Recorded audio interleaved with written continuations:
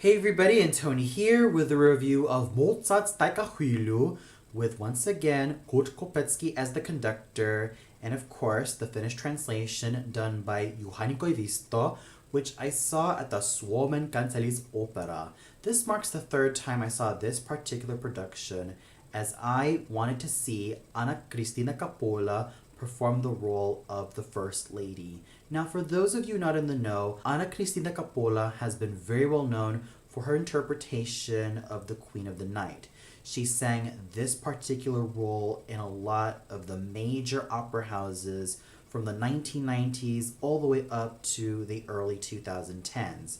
And somewhere in 2010, she retired from this role to focus on the lyric soprano repertoire, which is where her voice not only belongs, but it's also the repertoire she specializes in these days.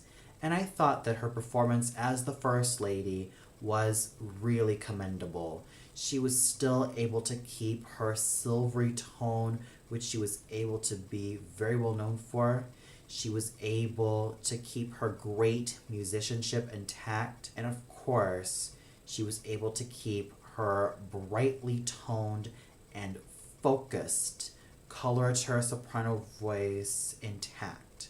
She was an absolutely amazing singing actress. She was able to be so full of charisma that it was infectious, and she was a wonderful performer from beginning to end. So, Frau Kaappola, if you're watching this video, bravo to you and your outstanding performance as the First Lady.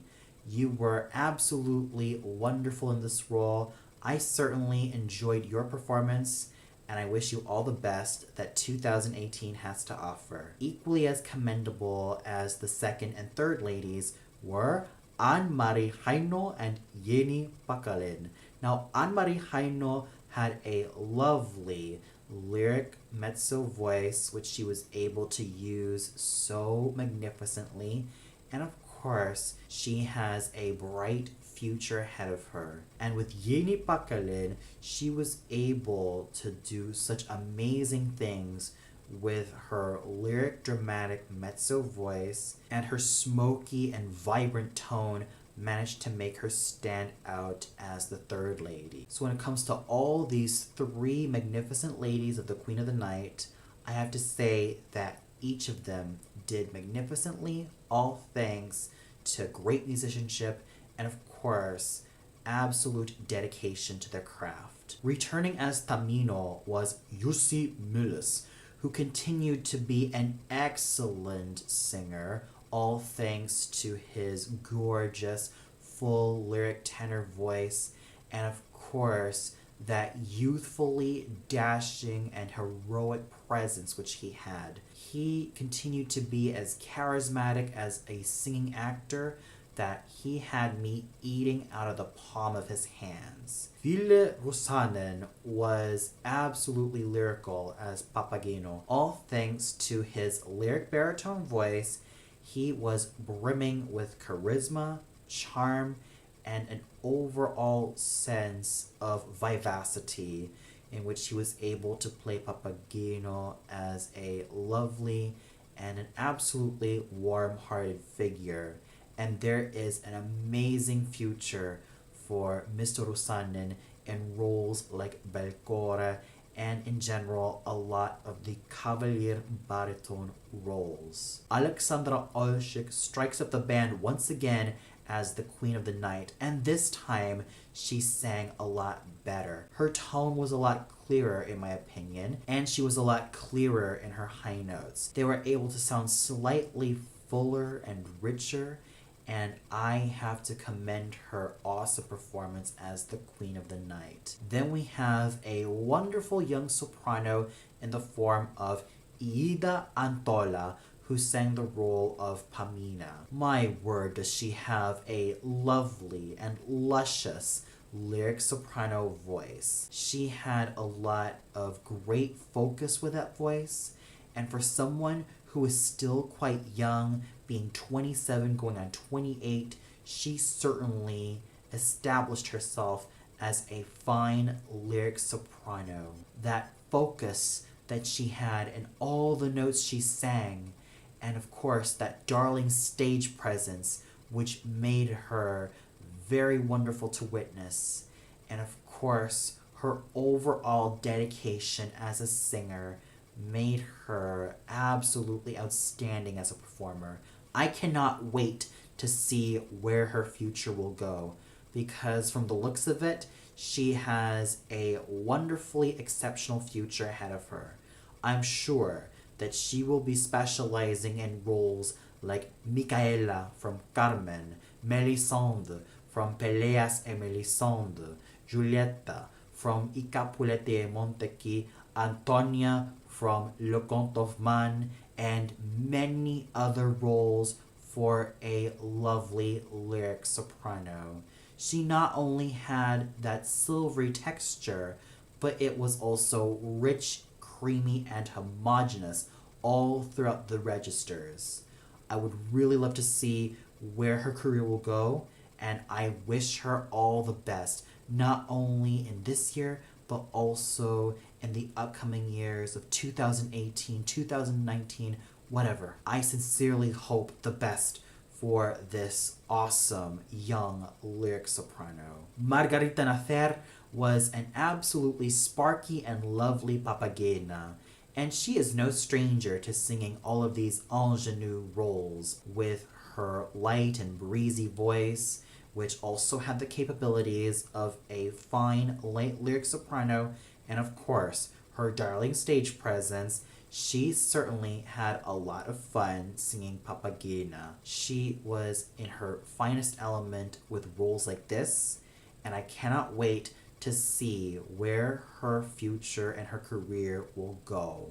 She definitely has a lot of potential to also embody the likes of Musetta from La Bohème, Oscar from Un ballo in Mascara, and even Zdenka from Arabella.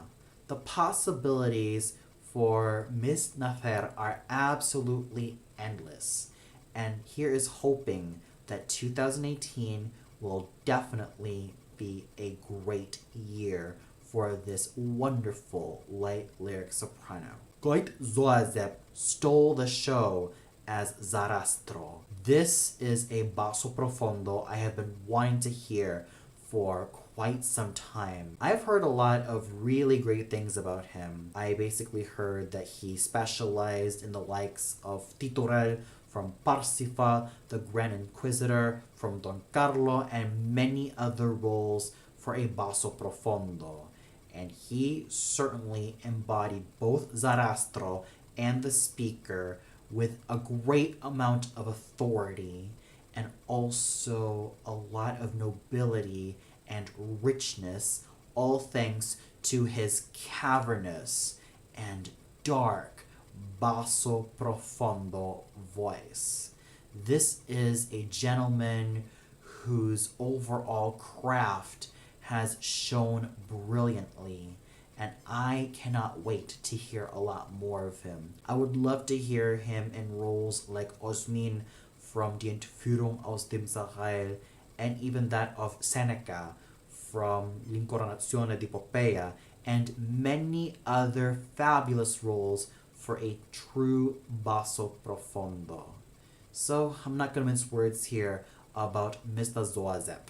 He was an absolutely amazing Zarastro, all thanks to that great and huge presence backed up by a cavernous basso profondo voice. Roland Liv was absolutely characterful as Monostatos, all thanks to his light and really fine character tenor voice. He was able to not only sing this part so well, but also act it. He was able to bring in a fair amount of menace to this part, and I can definitely tell Mr. Leaf had a lot of fun embodying Monostatos. Special acknowledgement has to go to the two armed men, Jyrki Antila, and of course, once again, Nicolas Zuderlund, for their great singing. Now, when you combine Jyrki Antila's really great and superb spinto slash Helden tenor voice, and also with Nicolas Zuderlohn's rich and fine bass baritone slash basso cantante voice, then it is a combination which is absolutely wonderful. And these two gentlemen worked very well off of each other. And of course, we also have the three boys, who were sung by Miska Lundberg, Lauri Lampella, and Ake Pello. These young boys did really fine jobs singing these wonderfully great spirits, and I have to give them a lot of kudos for jobs superbly done. So overall, the singing was absolutely magnificent, and you really have to leave it up to Anna-Kristiina Kaappola for being a great singing actress from beginning to end, and for continuing to be as pristine as she's always been. And of course, great acknowledgement has to go to Ida Antola, Jussi Millis, Alexandra Olszyk, Koit Zoazep, File Rosanen, Margarita Natser, Roland Leaf, and every other singer for doing an equally amazing job in their parts. And the conducting, once again done by Kurt Kopetzky, was absolutely great from beginning to end. This time he was a lot more measured in how he was able to lead the orchestra, which was absolutely great, and I thought that the results were amazing. And of course, the chorus and orchestra of the Suomen Kansallisopera were absolutely amazing. So overall, I have to give my hat off to Madame Kaappola for her great interpretation of the First Lady, as she was able to prove herself as a fine lyric soprano. Here's to a very great 2018, not only to her, but also to the rest of the cast, and of course, the conductor, the chorus, and the orchestra, with a lot of great things to come, and of course, wonderful performances to witness. And for those of you who caught this particular production of Mozart's Taikahuilu at the Suomen Kansallisopera, what did you think of it? Did you feel like Anna-Kristiina Kaappola led a fine ensemble of ladies? Did you feel like there was another singer who stole her thunder? Or did you feel like there was something or someone that just didn't really hold up? Comment below and let me know. Well, that's all for now. Be sure to tune in tomorrow for my review of Big Girls Don't Cry, They Get Even, also known as Step Kids, starring Hilary Wolf as Laura. So until then, good night everybody and Happy New Year.